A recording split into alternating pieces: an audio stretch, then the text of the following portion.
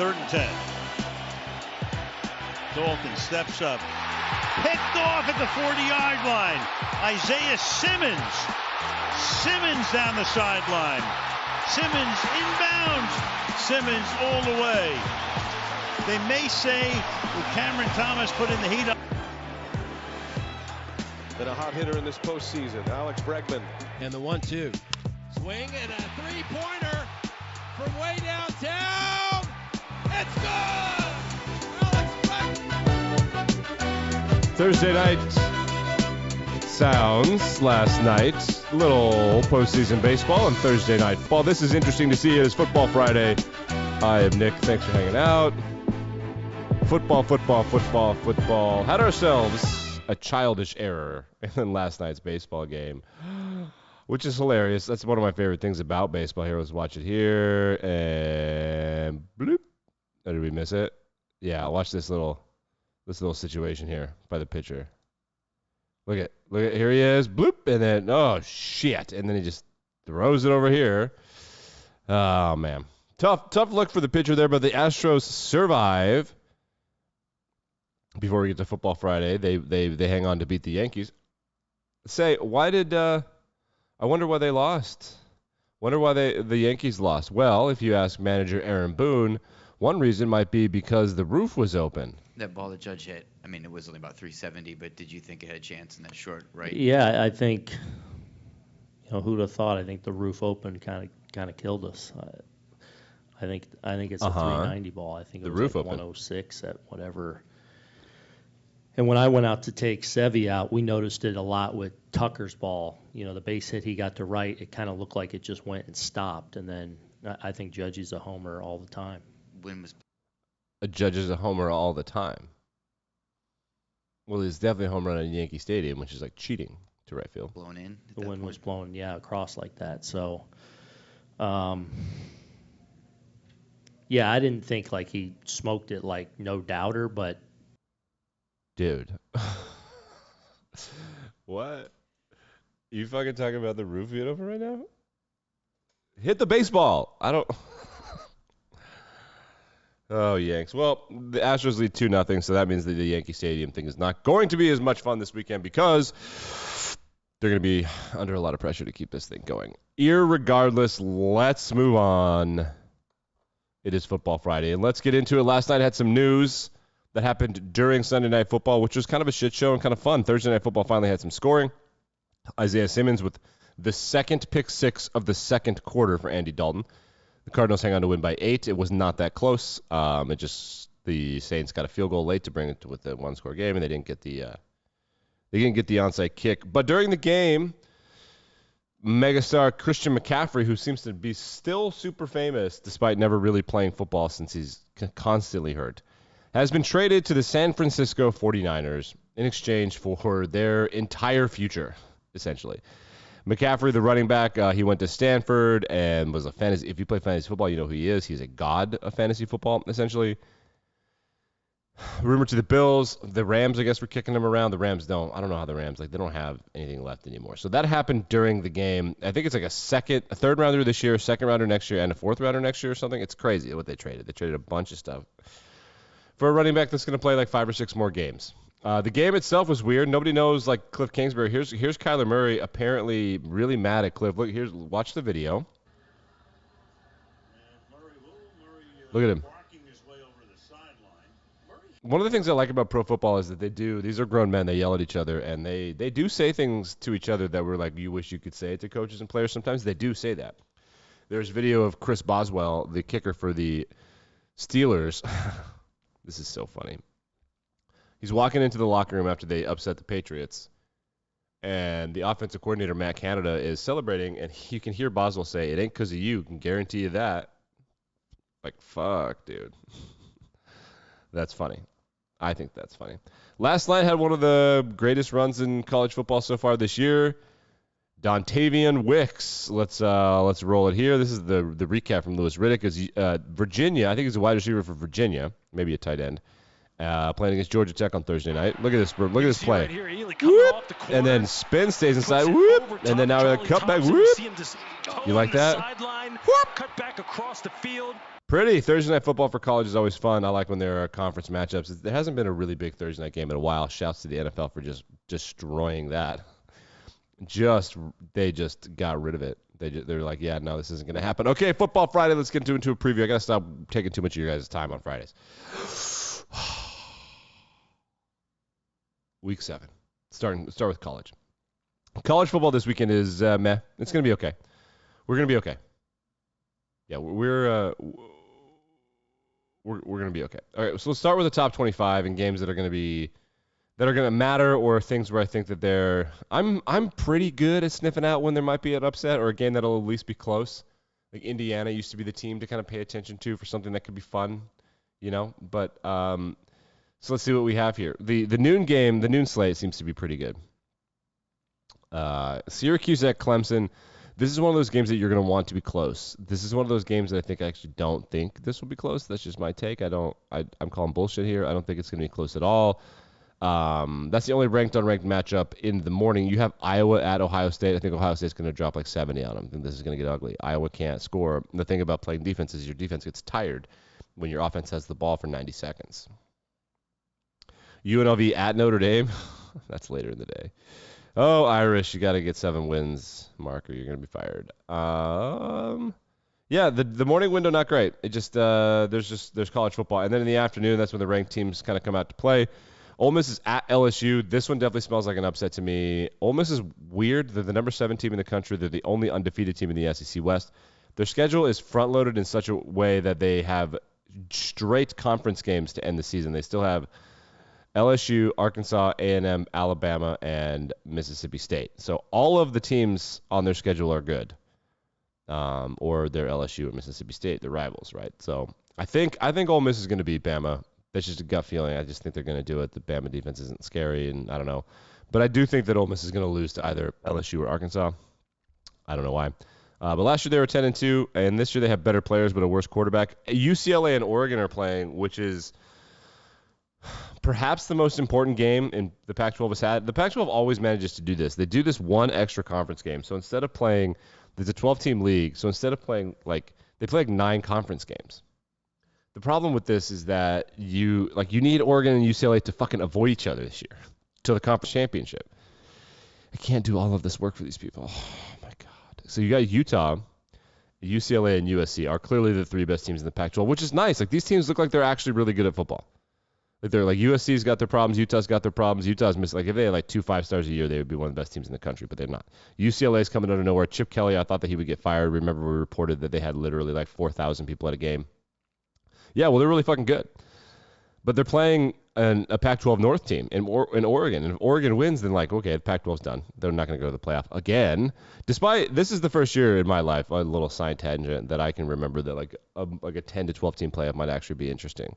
Before this, I was like, this is stupid. There are 3 teams. They'll crush these other teams. It's irrelevant. But this year, I'm like, I don't know.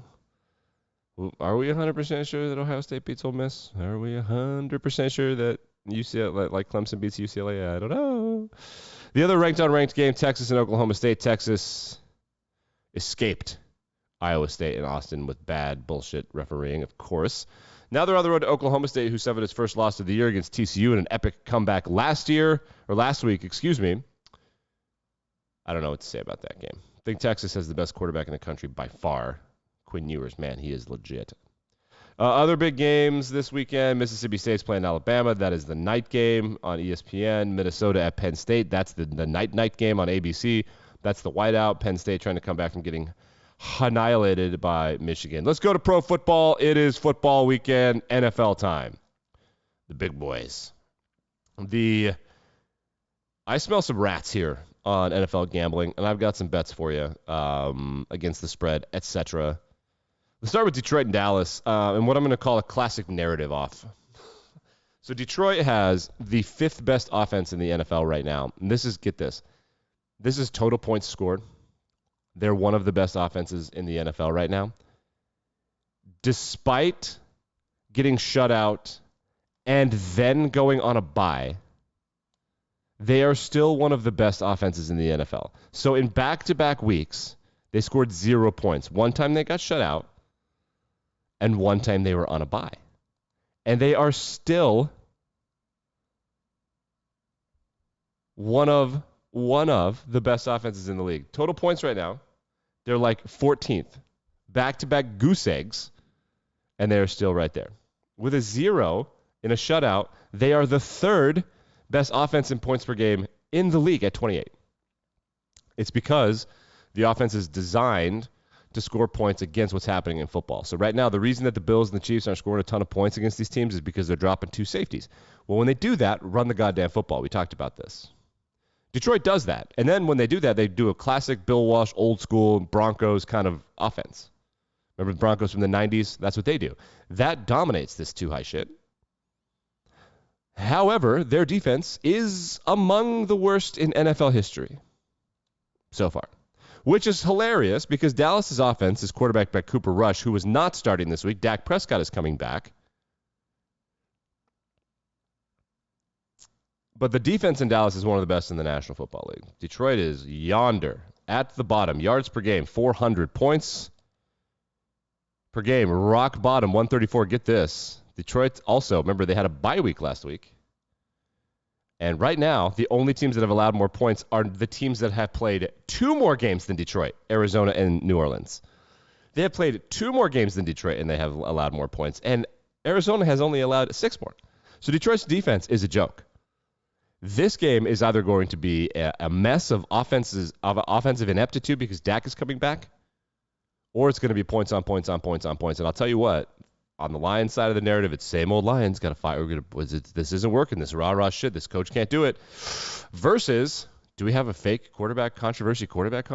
And we're like the black guy who's like clearly a franchise quarterback and insanely good. And Dak Prescott coming back and like, the team looked really good with Cooper Rush.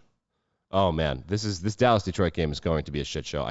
This should absolutely be a primetime game. This is way better than the majority of Thursday night, Sunday night, and Monday night games that we've had. Just saying. Other games I'm interested in, we've got a bunch of divisional stuff going on. Colts and Titans, I don't really care about that one. It's one of those games that's going to happen for me. I am weirdly interested in Giants versus Jaguars. I think that the Giants are fake good, and I think the Jaguars are accidentally bad. The Jaguars, Dallas-Detroit. Dallas favored by 7. I would hammer Detroit. Dan Campbell against the spread when the spread is 4 or more. When they are favored, or when Detroit is expected to lose by 4 or more, they're like 11-3 against the spread.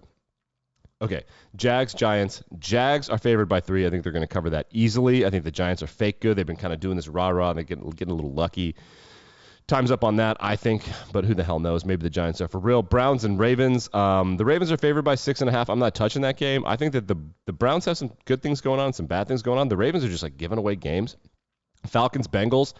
Falcons are 6.5-point underdogs. They are one of the cool stories of the year this year, but the Bengals, have they woken up? I don't know. You got to pick your spots with the Falcons. They are 6-0 against the spread. That's only happened 2 or 3 other times in NFL history, and the other times those were like historically good teams, like the 2015 Broncos and stuff. When you think about 6-0 against the spread, you think about teams that are just so crazy good that they're beating the expectation all the time. That's not the true case of the Falcons. They're doing something called threading the needle, where they're losing games, but they lose but cover the spread. But they're also winning games. They're a good team. The shittiest shit show the most enjoyable shit show will be Dallas-Detroit. But the shittiest shit show is going to be Green Bay and Washington. Green Bay is favored by 4.5 on the road at your Washington Commanders. Carson Wentz is out for a while with a broken thumb, I don't know. Aaron Rodgers is out because he's high. Just kidding. I would never allege that. No reasonable person would expect me to besmirch his name that way. So, Packers favored by 4.5. Okay. Taylor Heineke coming off the bench. Ron Rivera fighting for his job. Ron Rivera is going to be fired at the end of this year after Dan Snyder is forced to sell the team. However, this is going to be a heartbeat game. Remember, these are all professionals. Every now and then, a team that sucks would like defibrillate themselves back into being a real team. This is that game. I like Washington to win the game outright, plus 185. I wonder what the Packers could get for Aaron Rodgers. I wonder who has enough compensation. Man, Broncos fucked up. If they just waited, they could get Aaron Rodgers. I digress. Carolina Panthers have so far sold Robbie Anderson to the Cardinals for nothing. They just traded Christian McCaffrey to the Niners, which that's like the same, like he barely plays. They are expected to be 13-point underdogs at home against the Bucs, who are kind of getting right. I think the Bucs cover, but I'm not going to gamble on this. I really want the Panthers to to have that. Then they had moments against the Rams where it looked like you were going to get that game, but the Panthers are tanking. They're trying to get another first-round pick. This is a magical draft class. Bryce Young, C.J. Stroud coming up in draft prospect land. They want to tank. Absolutely. So I think that they're just going to roll over and play dead. Houston and Las Vegas, this one is really interesting. This is one of my rat lines. Vegas is favored by 7. I don't fucking get that. I don't think they're 7 points better than Houston. Houston also kind of tanking. Remember Jack Easterby, the pastor that went from New England to Houston, and all of a sudden he was like the pseudo GM for a while? Yeah, they finally fired that fucking loser this week. Is that symbolic? I don't know. I don't think so. The over-under on that game is 45.5. I would love the under. Under. Seahawks, Chargers. The Chargers, Brandon Staley, he just can't get out of his own way. Seahawks are 5-point underdogs on the road in L.A., which means like it'll be like a 50-50 stadium. Over-under is 50. I don't touch them without the modifier because it could be 50 points. It's unlikely. It's 26-24 or whatever. But I like Seattle to win the game. Geno Smith is playing well, and the Chargers are weird, man. They're just not that good. I don't get it. Chiefs-Niners is the game of the day. That'll be the afternoon game, probably on Fox. It is in San Francisco. You'll see Christian McCaffrey in his street clothes on the sideline. San Francisco 2.5-point underdogs. Yeah, they're going to smash that. I like them winning outright. No problem. San Francisco's going to beat KC. They just have better players. Even with Jimmy G, they just have better players. The night game is Pittsburgh and Miami. Prime time unders. The over-under on this game is 44.5. You think that these teams are going to score 3 touchdowns each? For real? Look me in the face and tell me that. You think these teams are going to score 3 touchdowns each? No. The fuck out of here. Miami's favored by 7, and that means that Tua or Teddy Bridgewater are coming back to play quarterback for Miami. And that's your NFL Sunday preview. Let's go through my best bets. San Francisco to win outright. Detroit to cover. Washington to win outright. And Jacksonville -3. Detroit against the spread. Jacksonville against the spread. Washington outright. San Francisco outright. It's going to be a good week of NFL football. The narratives are really starting to set in. Bye weeks, bye-pocalypse happening this week. More teams on bye. The Eagles are on bye, etc. The Bills, I think, are on bye. A bunch of teams on bye. So we're in it now, folks. It's time to start checking out the draft prospects. I didn't mention Notre Dame, what I think would happen there again, because I know I have listeners that care about the Irish. Got to win more games. They'll win this one big. Shouts to the Irish beating North Carolina, though. They're ranked. How about that? Is that a signature win? Is it a bigger win on the road than Brian Kelly? Who's to say? If Brian Kelly gets smashed by Ole Miss, is he fired? It'd be fucking hilarious. Lane Kiffin has been the best coach in college football in the last 20 games. Like, just look into it. I'm not bullshitting. Just look into it. That'll do it. Back and better than ever on Monday, where Ole Miss loses and Detroit loses, and I'll be in a great mood. I'll see you then.